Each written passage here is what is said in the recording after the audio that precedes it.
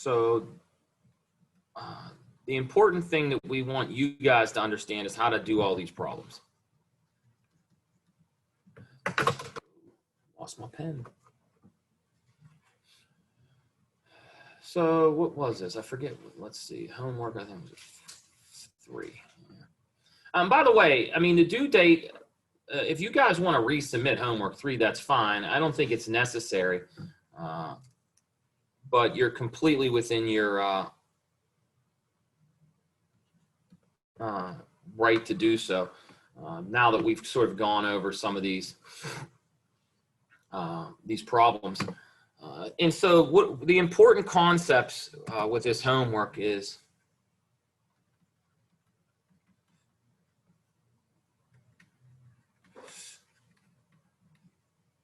and this is kind of what, so the book calls these probability rules. And in some sense they are, but it's much deeper than that. They're really theorems. And again, the book calls these rules because the word theorem scares math students. But in actuality, it's important that you understand sort of, without good theory, what we're doing in practice is irrelevant.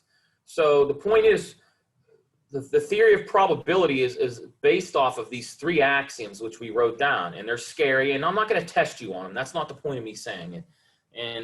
And there's other upper level classes for studying this in much more rigorous detail. But the fact of the matter is, what I think is important for you to understand is that if we're trying to develop something that's useful in practice, and when I use the word practice, I mean like in real world, like in finance and insurance and science and medicine, in any field where we want to answer questions where probability might be useful, we need good, solid theory.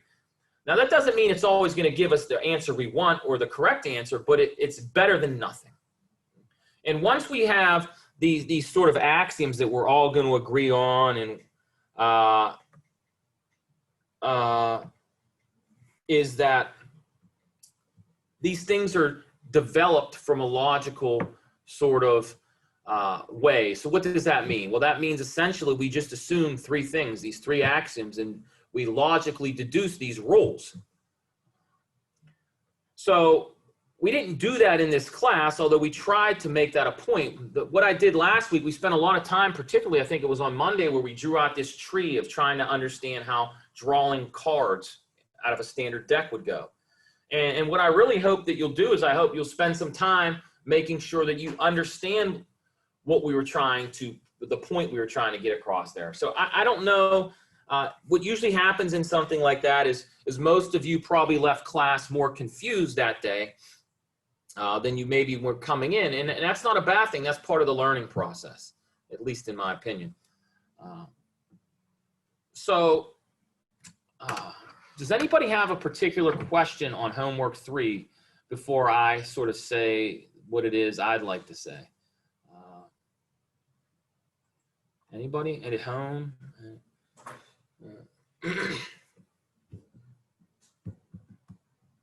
7. Oh, that's right, Kay. I always forgot about you. Didn't we? I thought we did 7 last week. Okay, yeah. Didn't we do this one before? Oh, we did a similar problem. So it's worth doing again because this is a great example of how you use your axioms. So I think we did an example at least similar. Maybe it was identical, if not, or maybe somewhat the same. So here's the problem. So a dice is fixed. And by the way,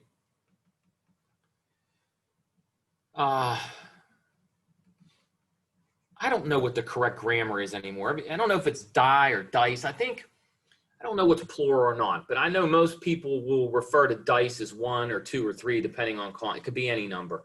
So in the context here, we're thinking about 1 dice.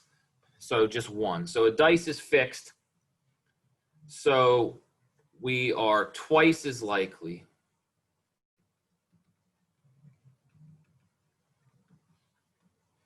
to rule an even number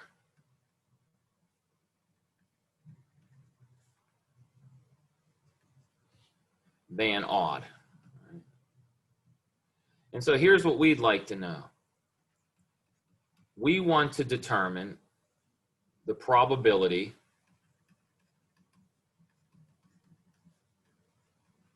we roll a 3.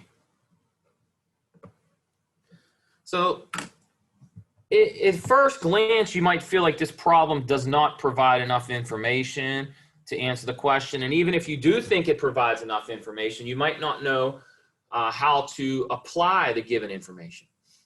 So, you know, the first thing I'm going to say about most of these problems, as most problems in mathematics and statistics and all the fields that use these things go, is you have to get out of this conditioning that you have most of your life where a math problem is just follow some pattern, follow some formula. All that school math, that's crap. It's just, it's utter BS. That's not how math works. It's not how statistics works. That's not how problem solving works. When you are given problems, the way you should think about them is like a puzzle. And it's like, so it's funny, my daughter, and she's 5, and then my niece is 6, and they had a sleepover Saturday night at the house, and they, you know, wake up and they want to play in the morning. And so you try to give them a puzzle. And so for 5 and 6-year-olds, we give them a 100-piece puzzle. They're decent size. It's meant for kids, right? But it's funny how you see how kids, if you don't give them any sort of direction, they don't really think about it in the way you would right away. So when I'm going to build a puzzle, the very first thing I would do, if I was doing it for myself and hence teach my kids, is all right, let's separate pieces that are on the border from all the pieces that are inside. Now, why would I do that? Well, I do that because those pieces have a significant geometric and obvious difference than the other pieces. They have at least one straight side. Right? At least in kid puzzles. Maybe there's some crazy adult puzzles that's not the case. And so once you tell them that, they can fire that thing together. Because then the next thing they do that's obvious to them is they start saying, okay, once I have the edges here and I have the inside here, then I can build the edges. That's not difficult. And then I can match with colors everything else. And from that moment, once you give them a little bit of insight, they are gone. They can do it. Now, of course, if you don't tell them that hint, and sometimes you have to remind them every couple of days they try a new puzzle because they don't think about it, then they just go there in circles for a while. And so what happens is when we're doing math problems, it's very much the same thing, is we don't have enough experience to sort of know where to begin. Now, most of the math experience that we've all had is in school where it's the opposite of that. We learn this little technique from a cookbook, and then we do it 30 times, and then the next day we learn something new. We do it 30 times. The next day we do, you know, it's very sort of procedural, and it's not very enlightening. It's sort of very mundane. That's probably one of the reasons a lot of people don't like school math. I feel for you. But we don't want you to think that way. We want you to think of a problem like this as a puzzle. Now, the difficulty here is it's not obvious what the pieces are or how you should group them or put them and get them ready to go to work. That's what's not obvious here. What's really not obvious is a better way of saying it, is that you don't even know where to begin. So what you have to do is you have to look for certain themes, and you have to look for a certain way to isolate what can be useful and what can't be. Just like Lydia and Edie looked, okay, let's put these pieces here because they're red. Let's put these pieces here because they have a giraffe. Let's put these pieces here because Minnie Mouse is on these ones. Right? That's how kids think. And what you need to do is you need to come up with some similar type of reasoning that when you're doing problems in a prob and stats class, that you're going to put these tools here, I'm going to put these tools there, and I'm going to put these tools over here. And then you got to think about which ones are useful and which ones aren't. Okay, so what does that mean in the context of this problem? Well, the first thing I ask myself is, what am I being asked to compute? Well, I'm asked to determine the probability we roll a 3. So the way I would like to think about this is as follows. I am going to brainstorm a solution. It's kind of like my word of the day. I've been using that in other classes as well. You can't think that the solution should just be a direct problem thing right here. It's not like, I used this example last class. This problem is not like hey, oh, that's right, it's the quadratic formula. Let's plug this number here, let's plug this number here, type it into a calculator, and we're done. That is not how this works. So instead of thinking that we're going to write up a polished solution right away, we need to brainstorm. So I'm going to brainstorm a solution. So the very first thing I want to do is I want to name or give some sort of name to what it is I'm looking for. What am I looking for here? Am I looking for an animal? No. Am I looking for birthday cake? No. I'm looking for a number. That's what I'm looking for. What number am I looking for? I'm looking for a very specific number. I'm looking for the probability I roll a 3. So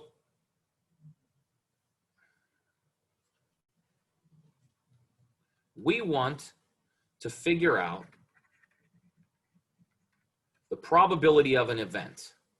What is the event that we want? In particular, we want the probability that we roll a 3 given a fair, excuse me, it's not fair. So given a 6-sided die or dice,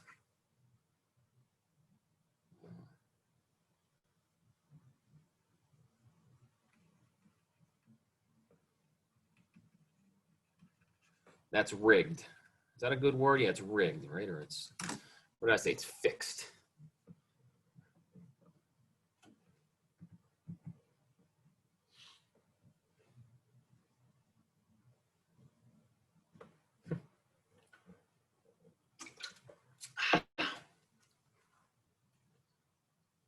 Now, there's a few ways we can go about doing this.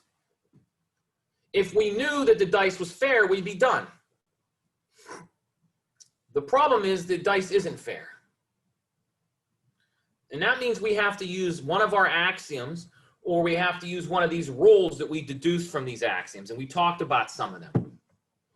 Now, I didn't list them in class like they're listed in a book, because I think that's silly. Why would I just list a bunch of rules down without giving you any idea of when to use them or why to use them? I mean, part of what we did on last week, Monday and Wednesday, was showing scenarios where we could deduce why these rules even made sense, let alone why we would use them. So here's what we know. Or what tools do we have at our disposal is another way of thinking about it. So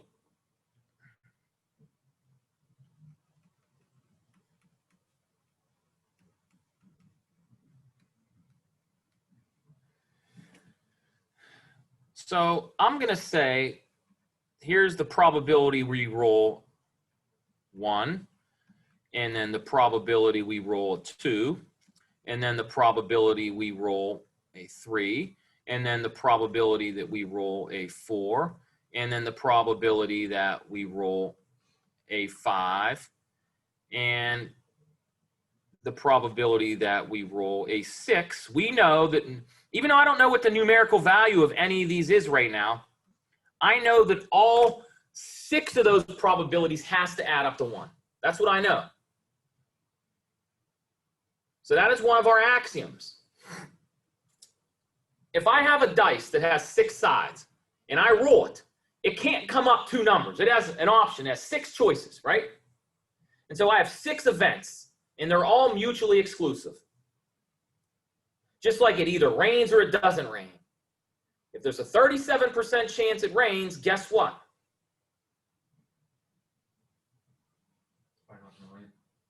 What percent chance is it not going to rain? I start getting more worried when it's like 50%. Right, but do the math, do the arithmetic, right?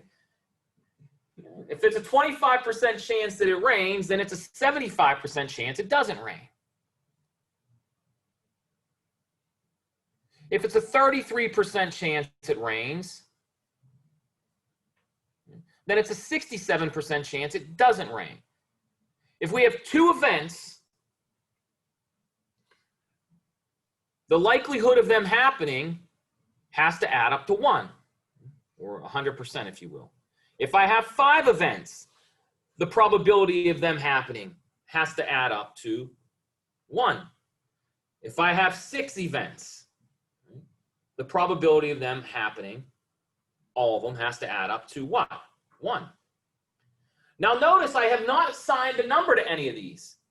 If the dice was fair, we know it'd be 1, 6, plus 1, 6, plus 1, 6, plus 1, 6, plus 1, 6, plus 1, 6. But it's not fair.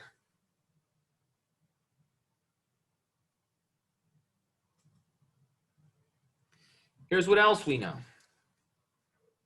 So this is the first thing we know. The second thing we know that the probability we roll a 1 is equal to the probability we roll a 3, and that's equal to the probability we roll a 5. And then we also know that the probability we roll a 2 must be equal to the probability we roll a 4, and that has to be equal to the probability that I roll a 6. Now, of course, you might say, well, how do you know that? Well, that is given in the problem. Now, it's not given directly, but we can assume that given the information in the problem. Now, if you want to argue that that's not clear, then I could say you might be right. But I'm telling you now that let's interpret it that we can assume this. If the only information we give you is that even and odds have different likelihood, then we can assume all odd rules have the same probability and all even rules have the same probability.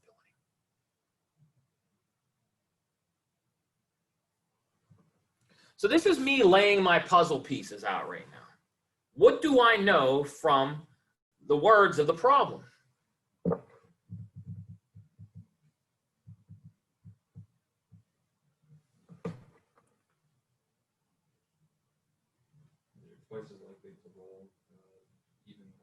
Right. So but before we even get there, we didn't use that fact yet. In fact, we haven't.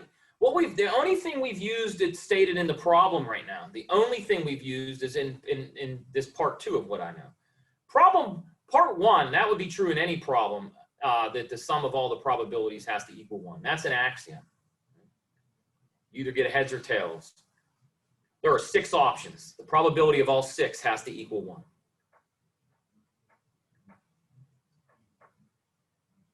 Be real crappy if you had to understand the weather by saying, oh, 25% chance it rains. That means it's a 99% chance that it doesn't, right? You want a theory that makes intuitive sense too.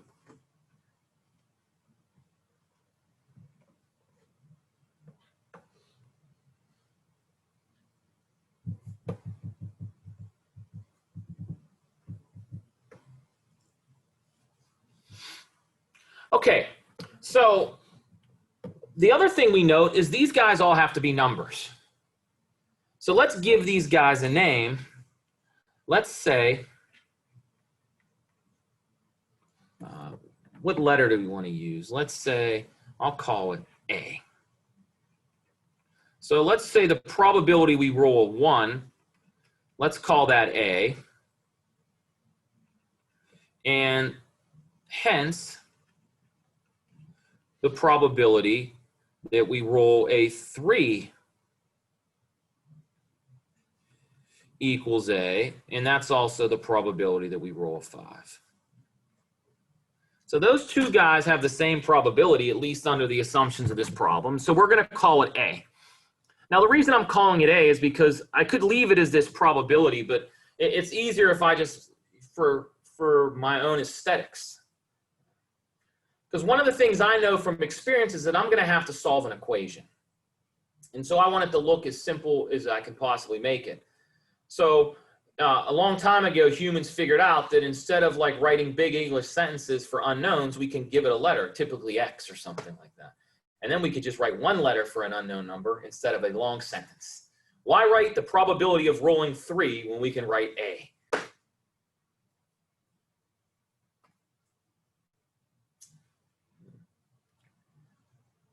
think it was the Italians that figured that idea out. I believe it too, I believe. They were like, let's use variables. Let's use symbols instead of words. And everybody's like, oh my God, why didn't I think of that? Which is ironic because when you guys are in school, what math problems do you hate the most? The ones that have all the words in them. You're like, I don't understand it. It's so hard. Right? Everybody hates word problems. Well, that's the reason we did math to begin with as humans, so we could figure out real world things. Anyhow. All right, does anybody have a question to this point? Because there's some comments that I can make about this. And listen, we are going painstakingly slow here on purpose. All right, this is a very important example. Now look, I'm not saying this is the only way to do the problem. You may have came up with your own unique solution to this that is logically sound. You may also have created illegal math that gave you a solution. I don't know. All I am showing you is that this is how I would attack the problem. I'm not saying it's the best way to solve the problem. I ain't saying it's the only way. I'm saying it's one way. Do we understand that? This is just one way to go about it. All right, now here's what I want to do now. If I give this number A, I know that even is more likely than odd, right? In fact, I know exactly how much likely. So if we all agree that we have the same conventions of English, and we know that rolling an even number is 2 times as likely as an odd, that means if rolling an odd is A, rolling an even would be 2 times A. This is usually a sticking point for some of us. Sometimes translating the language into symbols is difficult. So you're twice as likely to roll an even. So even should be, the probability we roll an even should be a bigger number than the probability we roll an odd. And we know that if we take anything and double it, it becomes what? Bigger. So if you're confused whether it should be half A or 2 times A, you can use that reasoning to convince yourself of the following. The probability that you roll a 2 will equal the probability that you roll a 4. And of course, we know that's the probability you roll a 6. And these guys all have to be 2 times because they're twice as likely, 2 times A. So now I got all my puzzle pieces. I'm like Lydia and Edie yesterday morning. By the way, I want to kill them because it was like 8 in the morning. Believe this? Even let me sleep. They kicked me out of my own bed and then I sleep. And then I got to get up. And then I didn't get a good night's sleep. And I have to help them build a puzzle before I go and work out. It's just a tedious thing. You don't have your energy anymore. I was slow as hell. Can you believe it? Only 8:03 a mile. That ain't good enough.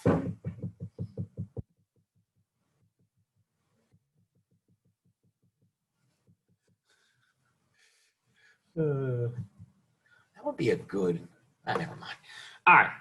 So I got all my puzzle pieces out. I got this as a piece. These are some pieces. I sort of grouped them in all this. And so once we combine these first 2 things, now we can take the next step. And so what we can conclude is we conclude that A plus 2A plus A plus 2A plus A plus 2A all has to equal 1. Now, of course, let me remind you how I'm concluding this. So this is roll a 1. This is I roll a 2. This is the probability. So we'll put a probability here. Roll a 3 all the way down, of course, to the probability I roll a 6.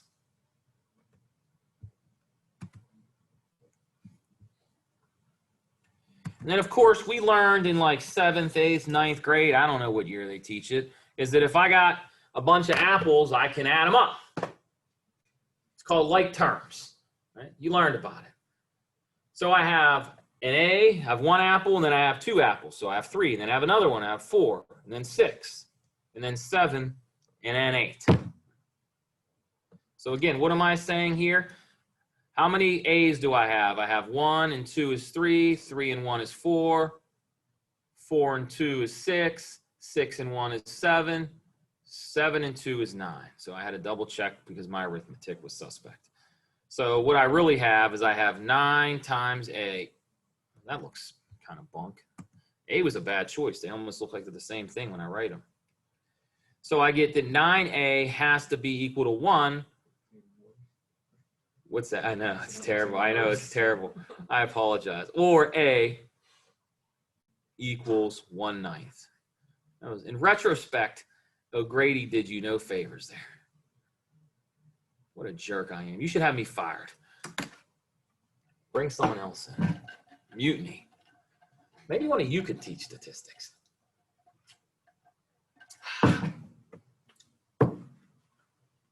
Say, what's the probability?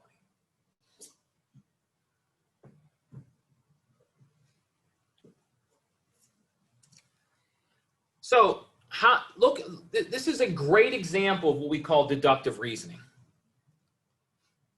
It's not easy to do this. It's not easy to learn this kind of sort of way of determining a solution, but it is a very useful skill. We started with minimal assumptions, and we were able to deduce the only possible answer, and that is that the probability that I roll a 3 is 1/9.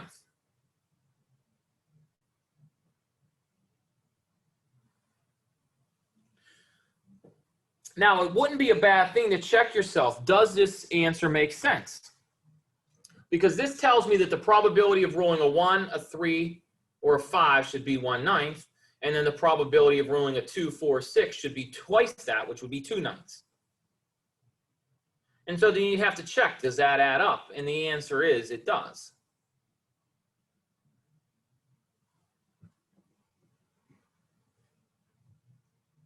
Isn't this fun?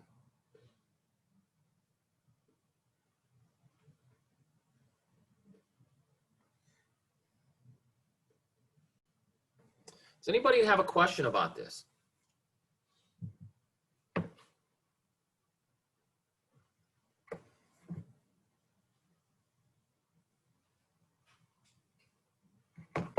It's not an easy problem, particularly if you haven't seen it before. But here's a cool thing. Think about how I can modify this problem, and the solution would be very similar to how you would obtain the answer. There's nothing special about twice as likely. I could have said 3 times as likely. I could have said half as likely. There's lots of ways this problem could be modified, and the solution would be very similar. Now, to make this problem a little more difficult, we could even say something like, okay, what if we had 2 dice instead of 1, right? And then your options were different. How do you roll a 3 now? Well, rolling a 3 depends on what context we mean. So this problem can definitely be modified to be just as I don't want to say straightforward, but to have a similar solution, but it could also be modified to have a much more difficult solution.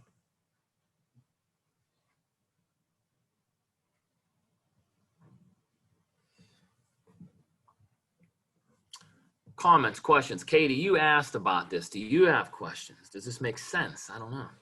I'm staring into the monitor.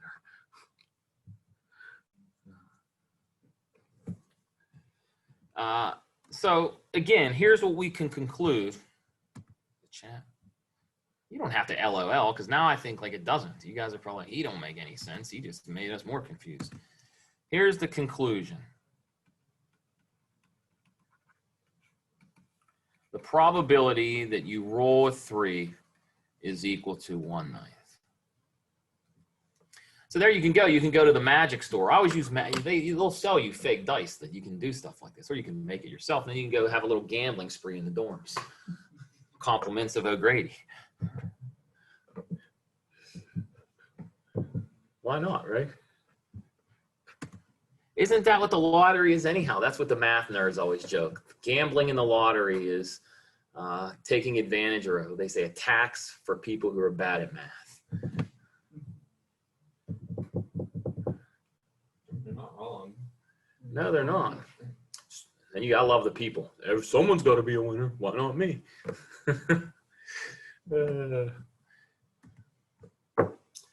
I always say there's a reason those casinos have bright lights and lots of loud sounds, and you don't. You scurry away in your 2003 Civic, bumper hanging off. Although I shouldn't mock Civics. Actually, that's not mocking a Civic. The fact that a 2003 Civic is still on the road shows you how great the Honda Motor Corporation is. Those cars last forever. The motor? Yeah. Buy Honda. Yeah. Car body? Well, all right. Then one up it. Buy an Acura, and then you don't have to worry about the car I body. think so. Yeah.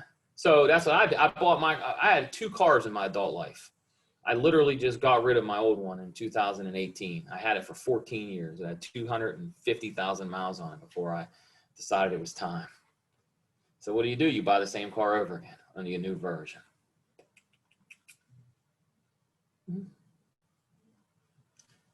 So, oh man, cars. Anybody here drive a Rolls Royce?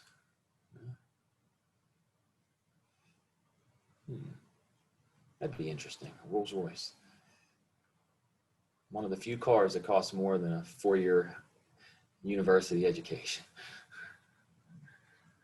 All right. That'd be nice.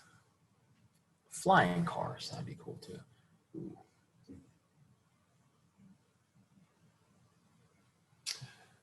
All right. Any other questions about this homework? Any problems here before we sort of we move on a little bit?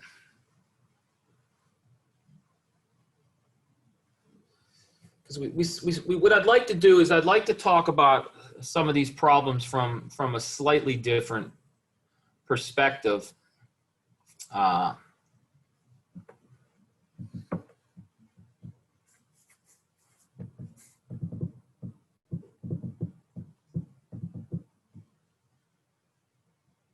Okay. This can be.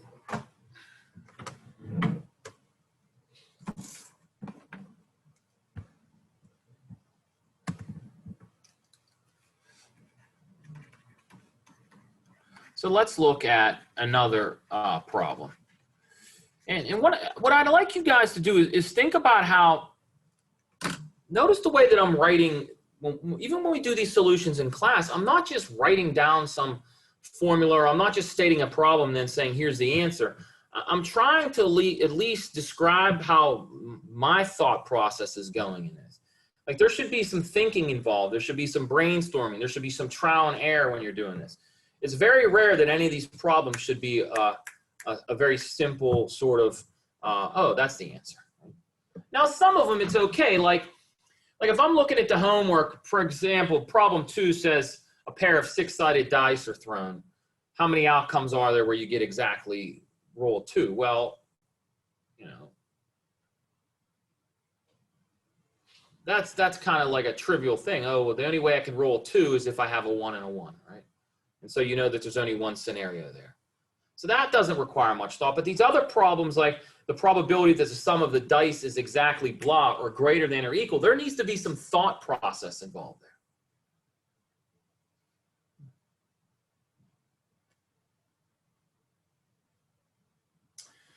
And there's lots of different ways to do this. So let's sort of think about what we might do.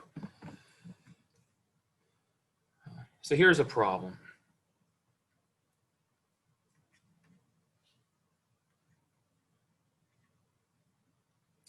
We're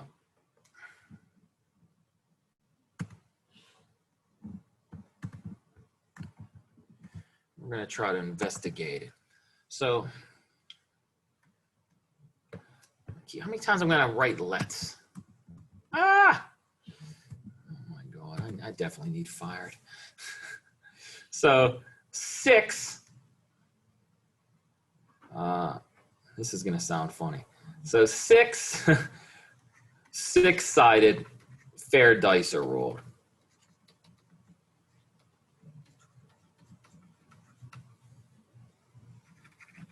Here's a question. What's the probability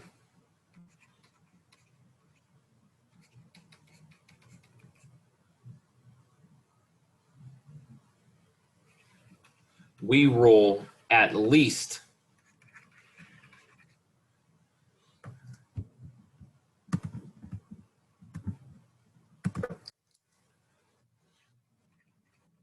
1 6? So let's make sure before we do anything, we all understand the problem, because these things have to have context. And if they don't have context and we interpret it incorrectly, then that's no good.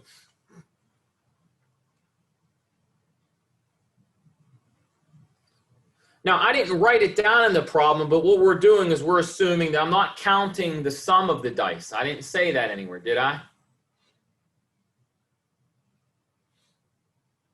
So if you look at certain, like if you look at the homework, particularly homework 3, like problem 2, I was very clear on what was happening with this dice game. I said the sum of the dice. Here I'm not saying that. So we're going to assume that I roll 6 dice. And so I want to know, what is the probability that at least one of those dice turns up as a 6? Now, if we wanted to brute force this, this would be a hard problem, because how massive is our sample space going to be? How many outcomes are there? A lot of outcomes. If we roll 2 dice, there were 36 outcomes, right? 36 things could have happened. But if I roll 6 dice, that's 6 to the power 6 outcomes. That's a big number. Well, at least, I mean, relatively speaking. Do you want to list out all the elements in that? No, I don't think so, right? So what I'd really like you to do is I'd like you to think about that first and foremost. If I said you're going to roll 2 dice, and I said think about the probability you roll at least 1 6, you might say, okay, I can write out my sample space, and then I can count, and I can use a very brute force, or what we'd say naive approach. I'd count it out. But that doesn't seem reasonable here. So let's make a note of that.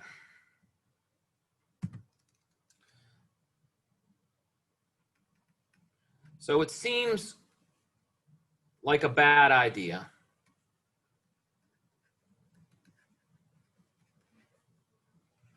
to attempt to describe the sample space.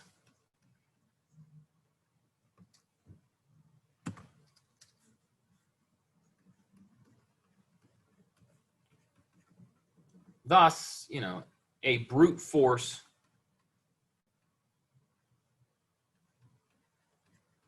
counting job is a bad idea.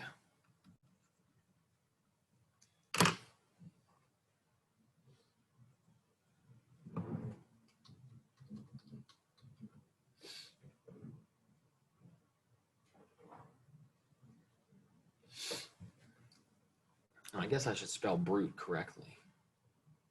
It's not the cologne, it's the word brute force. So again, let me reiterate what I mean by this. If I was just rolling 1 dice, then I can see what happens. I see all 6 outcomes. If I roll 2 dice, I see all 36 outcomes. It's not hard to count. But like 3 dice or 4 dice or 5 or now 6 dice, it would be very, very unwise to try to describe or visualize that sample space. There's so many options.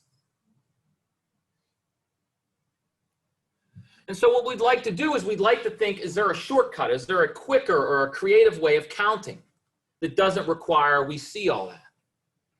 Now, when we did the card game before, we talked about one idea was to draw a tree.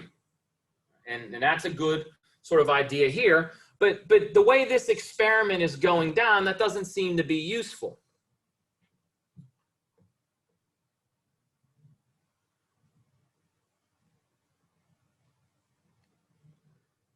Not only that, we're asking sort of what seems on the onset to be a more difficult question. We're not asking that we roll 1 6 or 2 6s. We're asking that we get at least 1. So one of the things that you would hope that you gain when you do these problems, and like I said, when I assign you homework, I know you don't do it, but I say, hey, look, the book has a lot of problems. Do them. Even though you don't turn them in, do them. And the more problems you do, the more themes you learn. Like this word or slash phrase, at least, when anytime in a probability, toy problems, these book problems, and in the real world, anytime you see at least, that is like a siren in your head that says, there's a shortcut. Because the complement of at least is what? 0. Let me say that again. The opposite or the complement of at least is 0. And it's usually a lot easier to figure out when something never happens versus when it happens at least 1 time. So let's make sure that I'm clear with this. So first flag or first red flag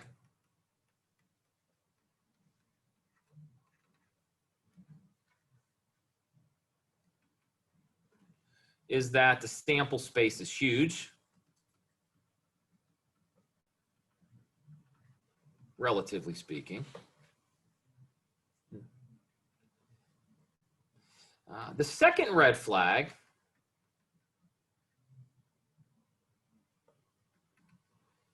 is the terms or the phrase at least.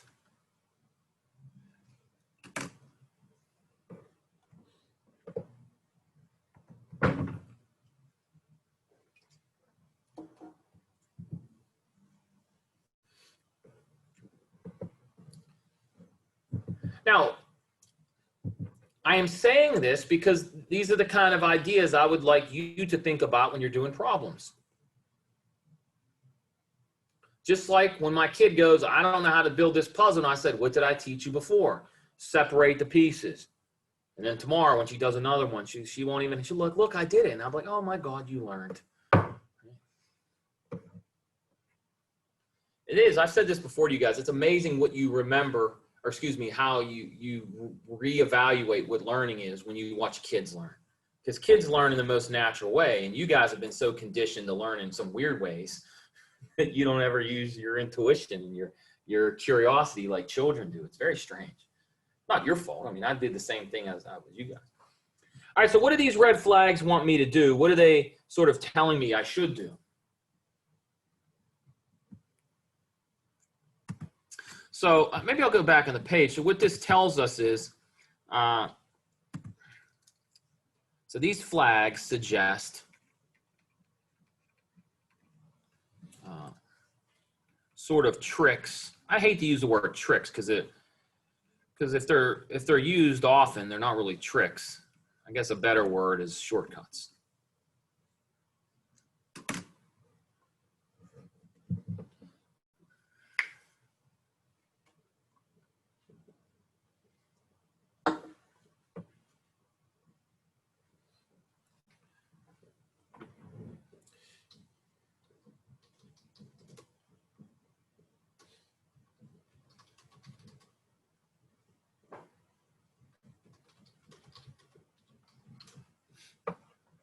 Oh my God, how many? Here I go again.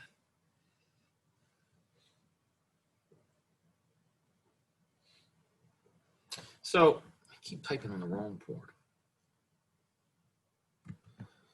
So the first thing that we want to sort of make sure everybody understands.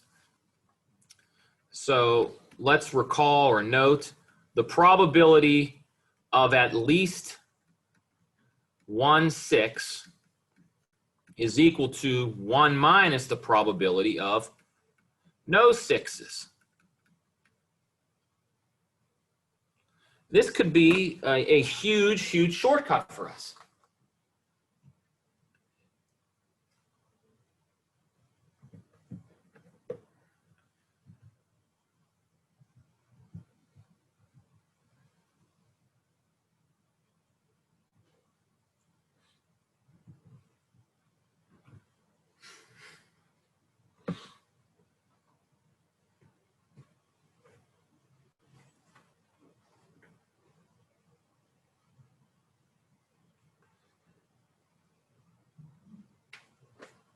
So here's another cool fact.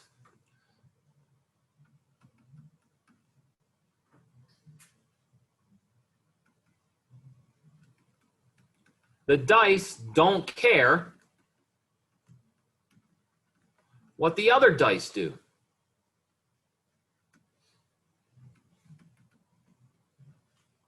Right? The second dice don't give a darn what the third dice is going to roll. They are completely independent.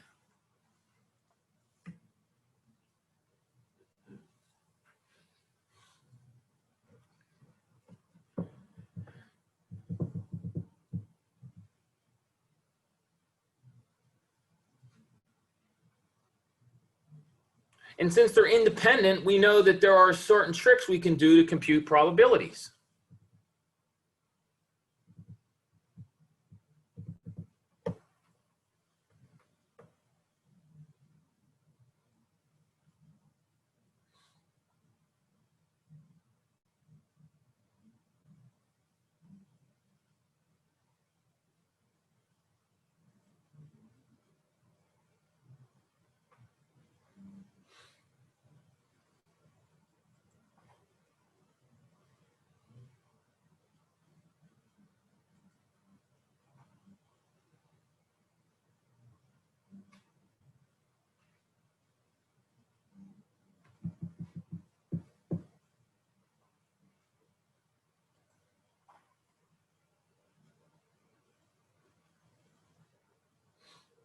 Does anybody have any questions so far? Again, we're being deliberately slow on purpose. It's important, at least in my opinion, that we understand these examples and could I don't want to say reproduce them, but in many ways, yeah, reproduce them.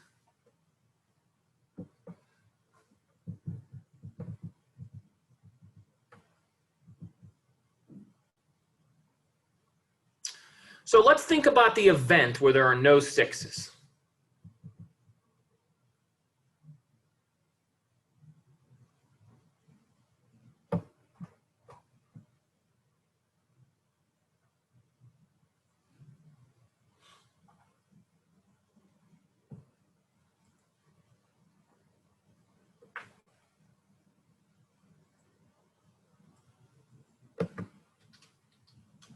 You roll a dice. What's the probability you get a 6? It's 1/6. So what's the probability you don't roll a 6? 5/6, right? Second dice. It doesn't care about the first dice. Numbers are the same. Third dice. Numbers are the same. Fourth dice. Numbers are the same. So another cool thing to ponder is we don't even need to think about this game. Let's look at another theme that we're seeing pop up here. We don't even need to think about this game as a dice game. We could think of this game as a yes or no game, a success or failure game, a true or false game. Do I roll a 6 or do I not roll a 6? What's the probability I roll a 6? 1/6. What's the probability I don't? 5/6.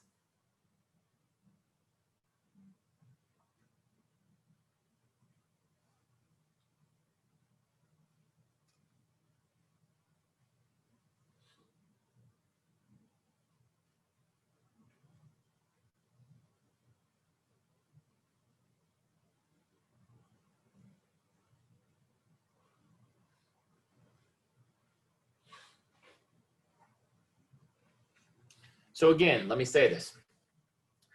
We want to learn something here. This is how we learn. I am trying to think of a way to characterize this problem without having to visualize every scenario that's possible. We know that every scenario, every outcome, there's too many of them. So the first thing I remember is that it's probably going to be easier to calculate the probability that I get no 6s than the probability that I get at least 1. And then if that is easier, or even if it's just easy or it's doable, then I have this very simple formula, 1- that gives me the answer. And then the other piece of information I'd like to think about is that the dice are independent of each other. I'm going to roll 6 dice, but the second one doesn't care about the other 5. There's no dependence. And then I can also think about each roll as being a success or a failure. I'm not interested in anything other than the fact, is it a 6 or is it not a 6? That's a yes or no question.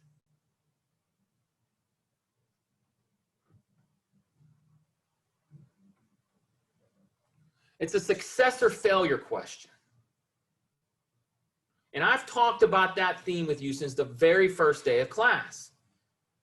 The patient lives, the patient doesn't live.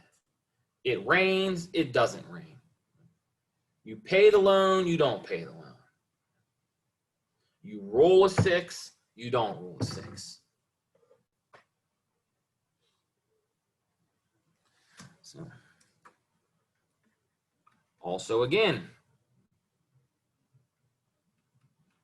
we can think of each roll or each roll as a success or a failure.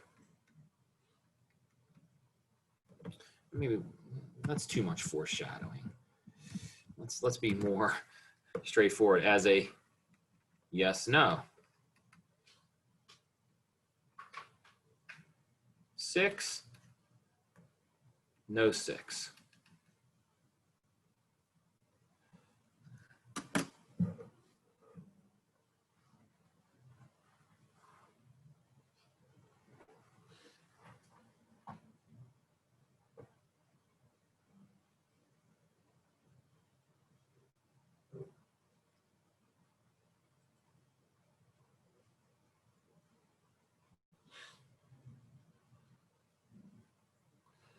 So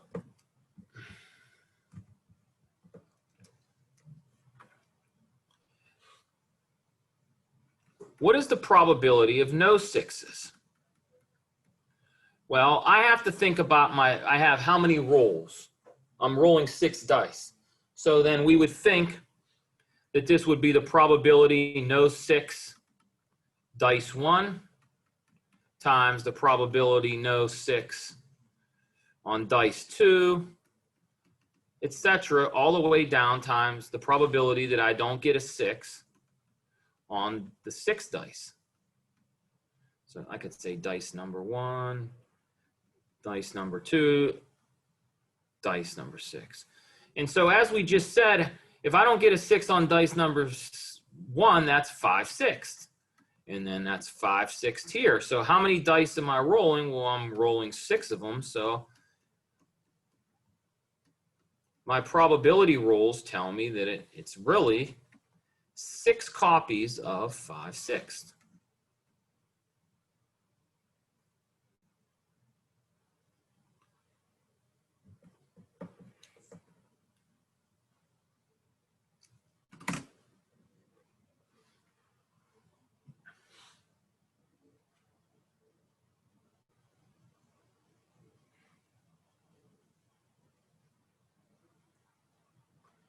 So again, I'm not claiming this is the correct answer yet. What I'm trying to do is I'm trying to think. I'm trying to imagine, is there a shortcut? If so, how do I get it? And when I come up with something like this, I have to ask myself, does it even make sense? Is this a correct way of computing the probability that I don't get a 6? Well, one of our probability rules says that if we have an event and the pieces that make up that event are independent, then the probability of that event is the product of the probabilities of each one of those pieces. Now, don't overthink this. This is sort of, we motivated this with this whole card thing, in that the idea of conditional probability. But here, we don't have any need for the conditional stuff because none of these things depend on something else. Now, if you're still confused, you can even use a much simpler example in your head. Whenever you get confused about these probability rules, just think of flipping a coin 1 or 2 times and asking yourself these answers. What's the probability that you get, and we've done this example numerous times, flip a coin 2 times. What's the probability you get, say, 2 heads? Well, how would you get 2 heads? If you write out the sample space, there's 1 out of 4 options. So you conclude it's 1/4. But another way of getting that is, what's the probability you get ahead on the first one? A half. What's the probability you get ahead on the second toss? A half. What's a half times a half? A 4th. That's a shortcut. The same idea applies here. The same exact one. So if I wanted to flip a coin 30 times, instead of writing out that sample space, I can look at each one of those flips as its own experiment and then multiply those together, because none of them depend on the previous or the guy that happens after. Does your third toss of a coin care about the second toss? No. And it ain't going to affect the 14th toss. It just doesn't happen that way. Just like these dice don't care. So here's what we can conclude.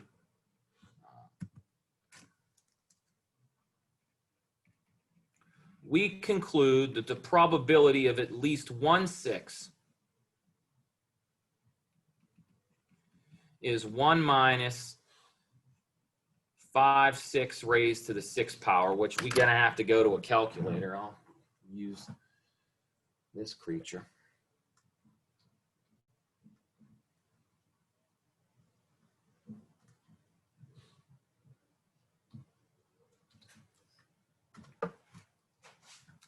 And you get roughly 0.6651. Say it's approximately that, which is equal to, say, 66.5%. Now, I don't know if that number seems higher or lower than you expect, but there it is, 66%.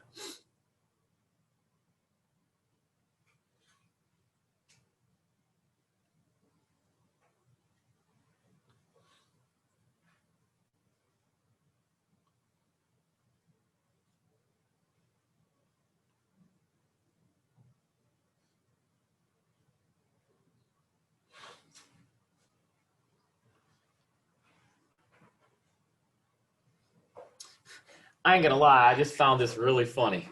This is the world we live in. Wait till you see this. So I gotta share this with you. What a time to be alive. So I went to the internet, and here's what I typed in. I'm not kidding. Watch what I type in here. 1 minus 5/6 to the 6th power. Just watch. I typed that in the calculator. Look at the first hit. Holy friggin' F. The world is amazing. Look at the first hit. It's the problem we just did. No one finds this insane? Thank you, nerds. Thank you. Can you believe that? What a time to be alive. All right. Anyhow, I can't. It's like when you're talking about buying something, then you open your computer and it's right in front of you, right? These nerds. There's a good documentary about that, by the way. You should watch it. And you see that it's on, I think it's on Netflix, talking about how basically they watch your every move on your phone and they get you to look at it. Anyhow, this is a fun problem. So real quick before we leave, there's a big theme here. And actually there's 2 of them. When sample spaces are large, we ain't going brute force. And so this way of doing 1 minus, we saw this last week, was useful. It's going to be useful many. Remember it. The key words here are at least. If you see at least, you think this trick might work. Another thing to keep in mind is how we computed this quickly. We thought of rolling a dice and talking about getting a 6, and we thought of it in the context of yes or no. And that theme is going to be very important coming up. So anyhow, hopefully you guys do well on any exams you have, including mine. So I will wish you well. Please email me if you have any questions, and have yourselves a great day. Good luck. Also, Katie, I did get your email, so maybe I'll do that. You guys might get a surprise. All right, guys, take care. Thank you.